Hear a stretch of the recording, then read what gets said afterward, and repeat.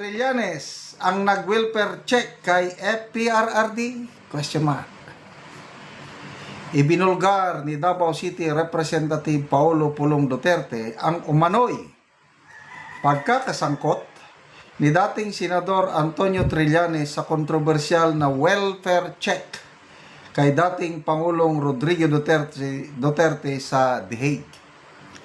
Sa kanyang matinding pahayag, binanatan ni Pulong ang ipinadalang kinatawan at tinuligsa ang mga nasa likod ng hakbang na ito. Ito ang kanyang pahayag. Si Trililing pala ang pinadala ng mga bangag para mag-welfare check kay PRRD? Question mark. Nagtatanong lang. Baka magkalat ka ng virus mo dyan at di ka pa naman na-inject ng anti-rabies shot mo. Oo nga pala, strict ang Netherlands. Siguradong dinaan ka muna sa quarantine ng mga hayop. Kasama mo rin ba ang tuta mong si Las Cañas? Grabe, oh. Dagdag pa niya, hindi ligtas ang mga ito sa posibleng pananagutan. Huwag ka nang mag-alala, magkakaganyan ka rin ng Hilda, hintayin mo lang. Umuwi ka, nasa Pilipinas at harapin ninyo na mga kaso niyo, mga duwag kasi kayong mga sundalong kanin.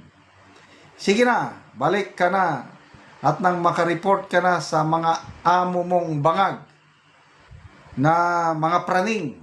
Sayang naman ang flood control funding na ibinayad sa iyo.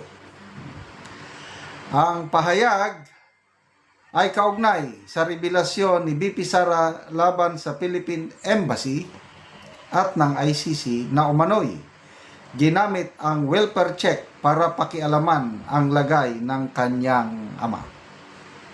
So napabalita po ang ating Tatay Digong natagpuan na unconscious o walang malay sa kanyang kwarto.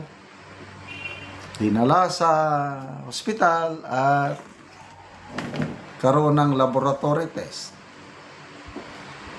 So, may pahayag tungkol dyan si Attorney Kaufman at madiing kinondena niya ang ICC.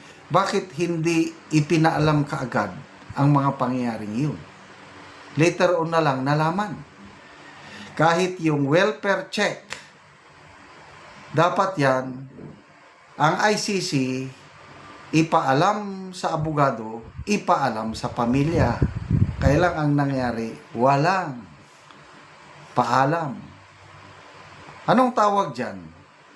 Yung nagpakulong sa'yo, ikinulong mo yung isang tapo, tapos magpapadala ka ng magbisita sa kanya. Anong tawag doon? Welfare check? O intelligence gathering? Huwag nyo naman kaming lukuhin. We were not born yesterday. But anyway, sa kamay na natin sa Diyos ito, mga kaibigan. Tayong mga nagmamahal sa mga Duterte. There will always be a day of reckoning. Biblical verse. Vengeance is mine. Sabi ng Panginoon. Nakikita niya. Hindi po santo si Tatay Digong natin. May nagawa ring pagkakamali.